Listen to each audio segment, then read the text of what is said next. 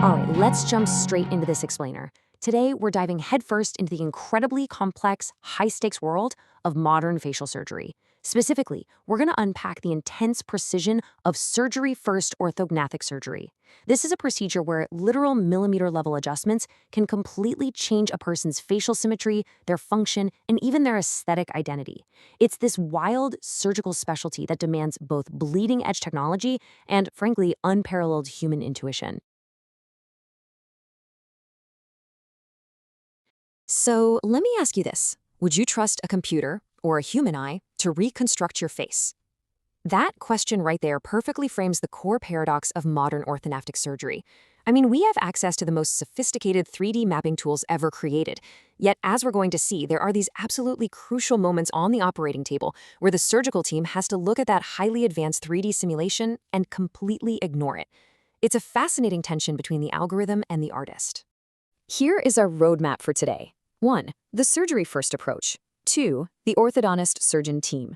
3. Mastering the BSSO. 4. Perfecting the Le Fort 1. And 5. Balancing tech and judgment. Starting us off, Section 1, the surgery first approach. Okay, so historically, if you wanted to fix severe facial asymmetry, it meant suffering through years of braces just to force the teeth into an abnormal position before the surgeon even touched your jaw. And then, more braces. Well, the surgery first approach flips that entire script. The big takeaway here is that it separates that long, agonizing wait from the actual profile improvement. The patient wakes up from surgery with their facial structure corrected right away. It's incredibly rewarding, it's a huge psychological boost, and it paves the way for the follow-up orthodontics to just fine-tune the bite. Now, to avoid getting completely lost in the medical jargon, it really helps to visualize the three fundamental spatial axes that have to be perfectly managed during the operation. We're talking about pitch, roll, and yaw. Think of the human skull kind of like an airplane in mid-flight. Pitch is the upward or downward tilt. Yaw is rotating to the left or the right. And roll, which surgeons often call the cant, is the side-to-side tilt. Balancing all three of those at the exact same time, that is the ultimate puzzle. Moving right along to Section 2, the orthodontist surgeon team. You really have to think of this surgery as a high-stakes collaborative dance. During that crucial 3D simulation phase, the craniofacial orthodontist is absolutely vital. If the orthodontist and the surgeon aren't completely in lockstep when planning those precise post-op tooth movements, the patient's long-term symmetry is going to suffer. It's not a solo act. It is an intricate team effort from literally day one. And here is the actual chronological roadmap of the procedure itself. It's a very strict 6-step sequence. First, they do the partial cuts on the lower jaw, the BSSO, but they don't actually split the bone yet. Then, they move up to the upper jaw for the Le Fort 1 complete cuts.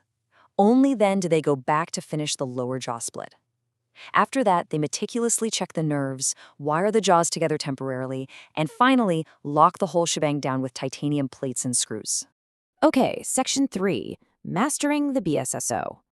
When we round up the usual suspects of surgical errors during a BSSO, we're looking at terrifying problems like severe hemorrhage or permanent nerve damage. And honestly, millimeter-level nuances are all that separate a complication-heavy nightmare from a total success.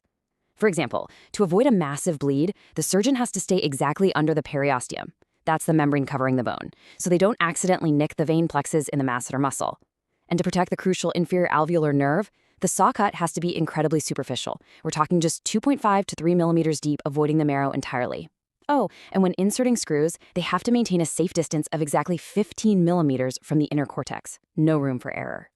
Executing those cuts without accidentally fracturing the jawbone takes sheer artisanal physical technique. Seriously, the surgeon holds this oscillating power saw not like a heavy tool, but like a pen, pinched between the thumb and middle finger, using the index finger for ultimate trigger control. They naturally alternate between vertical and angled movements to navigate the bone, but the absolute golden rule: never, ever use chisels as bone levers. Trying to force the bone apart with a chisel is exactly how you get a bad split, which is basically a disaster scenario where the jaw fractures unpredictably. Let's move to Section 4, Perfecting the Le Fort 1. Now, the stakes up here on the upper jaw are incredibly high. Honestly, maybe even scarier than the lower jaw. Take a look at that first problem. When they are separating the upper jaw from the skull, if they tap the osteotome tool in the wrong upward direction, They can actually fracture the orbital plate straight into the eye socket and cause permanent blindness. Yeah, no thanks. Instead, they have to tap it infromedially, so down and inward. They also have to stay exactly 5 millimeters above the canine roots to avoid killing the teeth. And here's a crazy detail. When freeing the bone, they don't just use their eyes. They literally listen for a very specific change in the sound of the top to know the bone is loose. You absolutely cannot force it, or you risk ripping vital blood vessels. But moving the upper jaw doesn't just fix your teeth, it totally impacts your nose. Because they have to divide the muscle during the Le Fort 1, a patient can easily be left with an unintended, wide, upturned nose after surgery. To prevent that, surgeons use this really innovative rectangular concept when suturing the nasal base.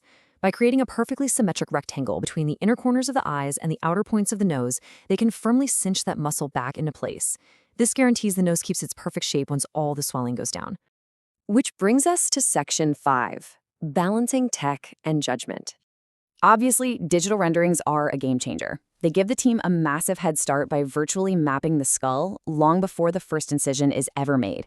The orthosurgeon duo can pre-plan those exact millimeter movements for pitch, roll, and yaw that we talked about earlier. It takes so much of the guesswork out of these wild craniofacial asymmetries. But here is where it gets absolutely fascinating. As flawless as computers might seem, sometimes the simulation report is just completely misleading when you compare it against the actual living tissue and gravity of the patient lying on the table. In fact, there's a real-world scenario documented where the computer commanded the team to lower the right side by 2 millimeters and push up the left by 2 millimeters. But when looking at the actual clinical reality, the surgeon had to do the exact opposite. Literally the exact opposite. To actually fix the face, they had to override the machine, burr off 2 millimeters on the right, and pull down the left. So how exactly do they verify that the multi-million-dollar software is wrong in real time? Well, they rely on beautifully simple, tactile physical tools. Surgeons use a custom craniofacial cantometer right there on the patient's face during the operation. It measures those tiny millimeter differences along the horizontal and vertical axes. It's basically a physical reality check against the computer's grand master plan. This brings us to what's known as the visual inference quotient. It's basically the ultimate unquantifiable tool in a surgeon's toolkit. It's that deeply learned, intuitive human eye judgment that a seasoned expert uses to get the final aesthetic result just right. It's the rare ability to look at all the quantitative 3D data, look at the actual breathing patient in front of you, and confidently make the call to just override the machine. And that leaves us with a pretty fascinating thought to close out this explainer. As AI and 3D simulations keep advancing at this breakneck speed, how much of our physical identity should we really trust to a digital algorithm versus, the trained, intuitive eye of a human expert? Will there ever be a day when the visual inference quotient becomes totally obsolete? Or will true human symmetry always require a human touch to recognize it? Definitely something to chew on. Thanks for joining me on this explainer, and keep questioning what you see.